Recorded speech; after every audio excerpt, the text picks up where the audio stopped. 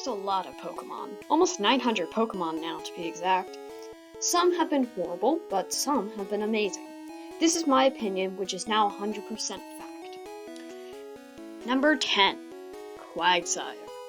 I mean, look at this thing. He's so cute, and he only has one weakness, that being grass. And also has the same typing as Whiscash, too, meaning Whiscash also has only one weakness, but, I mean, he's definitely not as good looking. Number 9, Dracofish. This little guy is really overpowered. He has a unique move called Vicious Rend, which basically gets more powerful if he outspeeds the opponents. And his ability is Strong Jaw, which increases, how much damage biting moves do. So like Bite, Crunch, Fire Crunch, Ice Crunch, all those guys. And Vicious Rend is also a biting type move. So, if you just put a Choice Scarf on it, it can decimate everything in its path.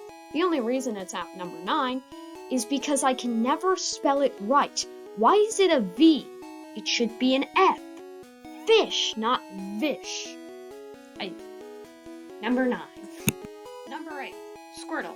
He's just my favorite starter from Gen 1. That's really it. Number 7, Slowbro. There are multiple reasons for this. 1, he looks derpy but menacing at the same time. 2, he's a fierce opponent. He's quite tanky and does a lot of damage. 3, he literally can't feel pain. His Pokédex entry states that, the poison from the shelter biting him, basically, he can't feel pain anymore. So, that's pretty cool. Psyduck. I love this little guy, and I usually use him on my team for basically every game. And he really isn't that bad. Number 5, Spinda. He's great. He has so many different forms, almost 4 billion to be exact. It's super unique and cute, and this one has a goatee. It's sad that he'll be stuck in a perpetual state of being dizzy for the rest of his life, but he's cute. Number 4, Sylveon. This thing is great. It looks beautiful, and it has majestic tentacles, I guess? I don't know. I fell in love with this Pokemon when trying to get an Umbreon, but it had a Fairy-type move, so it evolved into a Sylveon. And then I used it on my team, and loved it ever since. Number 3, Alakazam. Alakazam in Gen 1 was overpowered. Dark didn't exist, so yeah, didn't have that weakness. Bugs were really bad, and only really had one okay move, that being Pin Missile, but all of them were weak and could be, killed in one shot, so that wasn't good.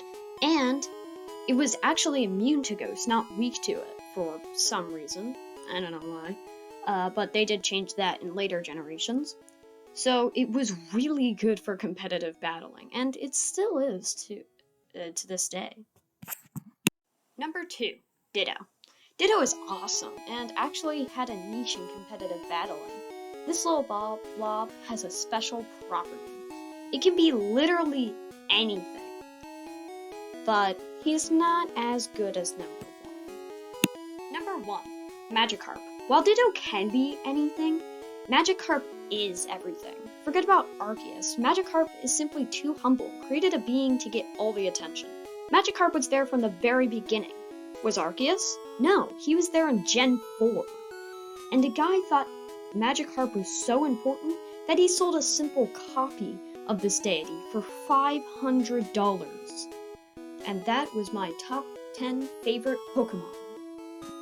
I hope you enjoyed, and goodbye.